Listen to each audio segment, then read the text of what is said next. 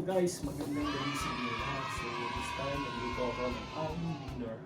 So, mas makakasave tayo kung sa bahay na lang tayo kakain. Magluto lang tayo ng mga special na masasarap na pagkain. So, this time, nagluto ako ng yung potato. Nagkaroon ko lang ng mga spices, salt, pepper, big herbs, garlic salt, tapos olive oil. Tapos ito na siya. So, instead of rice, ito ang pinaka-sidings namin yan, pinaka-alternate sa rice. And then, nag-boil din ako ng broccoli. So, I just found it in my refrigerator. So, medyo ano na nga siya, nag-start nang mag-yellow. So, at least napakinabangan natin, guys. And then, for the dessert, first time kong nag-try ng ube cheese. Ano nga ba ito? Ube cheesecake brownies. So, yan. First time ko nag-try. So, okay naman siya. So, guys, ito. Yan yun.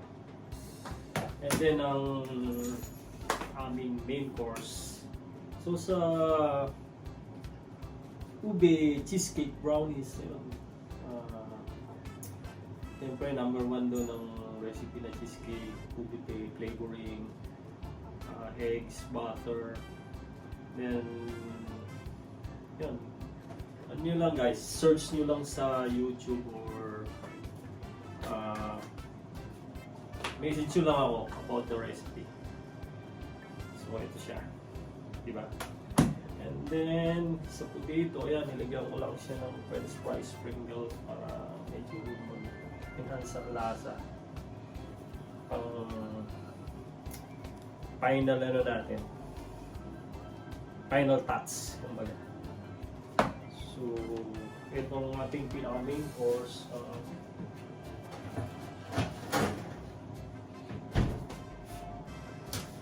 Charan! Barbecue pork ribs. So, minarinate ko na siya guys kahapon pa lang. Ito, para lasang-lasa yung ano niya. Then,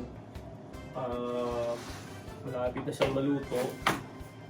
Brush nyo lang siya ng mga easy lang na ano natin para magbilisan. May nabibili naman ng barbecue sauce sa supermarket.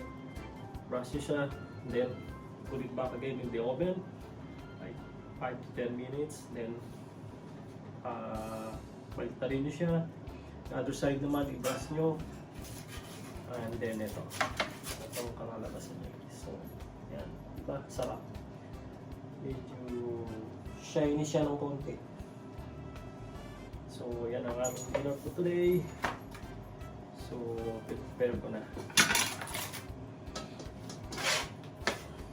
Lagyan natin ito sa plato. Dito.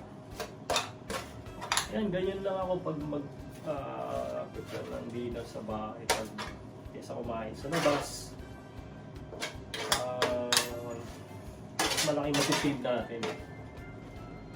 Minsan gumagawa ako ng seafood boil. Yun ang isa sa masarap din. Pero pag kumain ka naman sa restaurant, medyo mahal siya. So, sa small budget, makakakain ka ng masarap na seafood boil. So, next time yun ang gagawin ko para sa inyo. So, ayan na. Simple din na. Simple but healthy. Diba? Ganito ng ating pork ribs. Ito. So, yan guys. Siguro magdi-dinner muna kami.